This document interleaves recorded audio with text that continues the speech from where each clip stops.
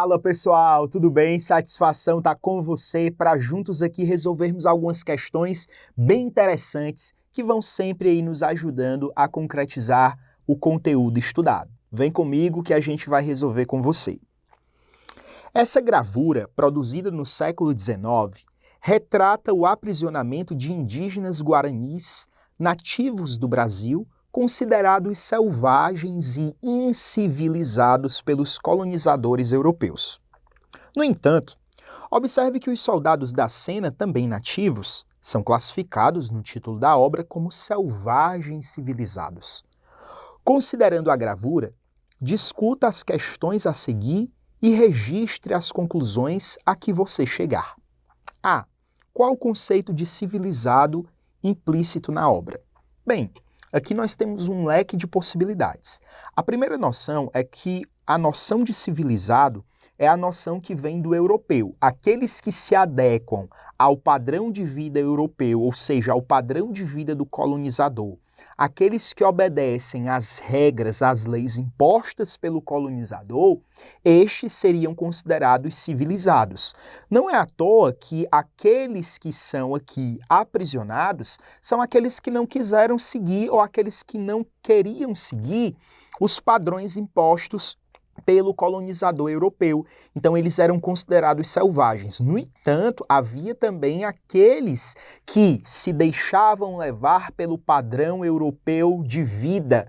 E esses eram considerados o quê? Esses eram considerados os selvagens civilizados, ou seja, aqueles selvagens que passaram a viver agora de acordo com o padrão de vida europeu, que era considerado, entre aspas, civilizado. Não é à toa, tá, que para isso acontecer, eles são inclusive forçados a capturar e aprender pessoas da sua própria etnia. B. Você diria que os soldados da Sena estão agindo de modo civilizado? Por quê?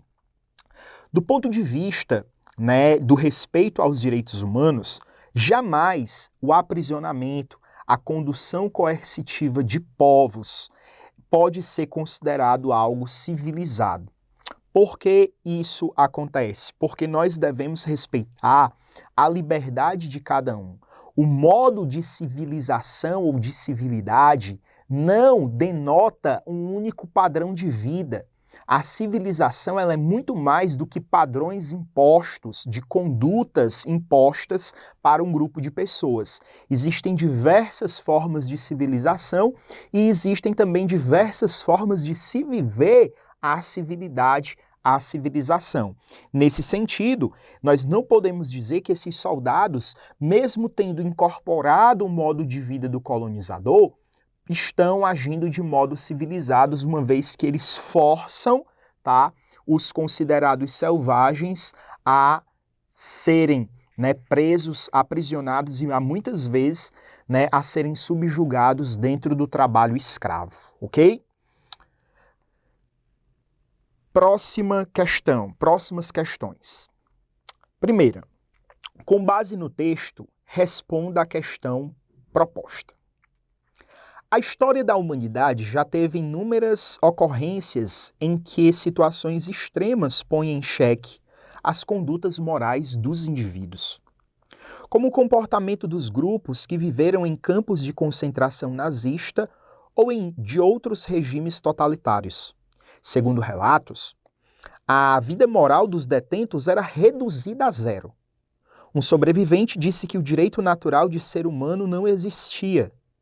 Afirmou que era uma constante guerra de todos contra todos. Que relações é possível estabelecer entre o conceito de estado de natureza, tal como proposto por Hobbes, e o relato do texto sobre as consequências de situações extremas impostas aos seres humanos? Bem, a primeira relação que nós conseguimos fazer é a noção de que essa situação extrema dos campos de concentração descrita aqui no texto é uma situação que praticamente se assemelha à noção de guerra de todos contra todos proposta por Hobbes dentro do estado de natureza. Uma segunda semelhança, uma segunda relação que nós podemos estabelecer é que dentro do campo de concentração, como o texto nos mostra, não existe propriamente mais uma vida moral. Ora, como não existe mais uma vida moral, é como se essas pessoas elas estivessem reduzidas a também um estado de natureza, porque a vida moral, a moralidade, ela pressupõe regras, ela pressupõe leis para orientar a conduta das pessoas, o que só acontece dentro da sociedade civil. Se essas pessoas não têm uma vida moral, se a vida moral é levada a zero, como o texto diz, a gente está no estado de natureza, onde também a vida moral ela é inexistente, tá certo? E a terceira e última relação que nós podemos estabelecer é a noção de que dentro desse campo de concentração nós não temos o direito natural de ser humano. Tá? Dentro do estado de natureza de Hobbes também, nós podemos pensar o quê? Nós podemos pensar que lá, né, naquele estado de natureza, a nossa vida está constantemente ameaçada e, portanto, nós não temos o direito legal de preservar a nossa própria vida. Ok, pessoal? Segunda questão. Você concorda com a ideia de que o homem é, por natureza, lobo do próprio homem? Justifique sua opinião. Bem, aqui você pode dizer que sim, dizer que não. Se você diz que sim, você tem um leque de possibilidades a partir das quais você pode argumentar. Primeira coisa, né? Se você observa, né, parece que nós, seres humanos, somos os únicos seres que nos comprazemos, que sentimos prazer quando uma pessoa, por exemplo, de quem nós não gostamos, sofre. Não sei se isso já aconteceu com você, mas muitas vezes a gente fica feliz, né, com o fracasso, com a dor de outras pessoas. Muitas vezes há aqueles que dizem bem feito, mereceu, me roubou, vai preso, você mereceu, vai ficar preso, e se morrer lá é bem feito porque é um ladrão. Então muitas vezes aquilo que dentro de nós está repercutindo naquele momento denota o que em última instância existe dentro, né, de nós como um sentimento mais, digamos assim, escondido, que é essa noção de se tornar o lobo do outro, se tornar o agressor, né, o agressor que não agride do outro, o agressor que simplesmente pensa o que de fato ele queria com a outra pessoa. Mas também você pode dizer que não. Por quê? Porque as condições humanas, né, elas também demonstram que nós temos uma empatia, né, praticamente inata. Quando nós nascemos, muitas vezes, né, nós vamos crescendo, nós gostamos de ajudar as pessoas. Tá aí o tanto de ONGs, né, de organizações não governamentais que não têm fins lucrativos, que simplesmente vivem em função de ajudar, né, os mais necessitados, vivem em função, né, de fazer valer o direito daqueles que não têm os seus direitos garantidos. Então aqui você pode argumentar das duas formas, tá certo? O importante é que a sua resposta ela tenha uma justificativa que argumente, né, o seu ponto de vista. Você não pode dizer só sim, pronto e acabou, tá? Na filosofia toda resposta é bem-vinda, desde que ela seja justificada com argumentos plausíveis, razoáveis. Terceira questão. Relacione as ideias centrais de Hobbes com os valores a seguir de uma canção da artista brasileira Pitty, O Lobo. Não houve tempo em que o homem, por sobre a terra, viveu em paz. Desde sempre tudo é motivo para jorrar sangue cada vez mais. O homem é o lobo do homem, o lobo. Observem que aqui, tá, nós podemos relacionar as ideias do Thomas Hobbes a noção propriamente daquilo que vem dessa canção num determinado ponto. O homem é o lobo do homem.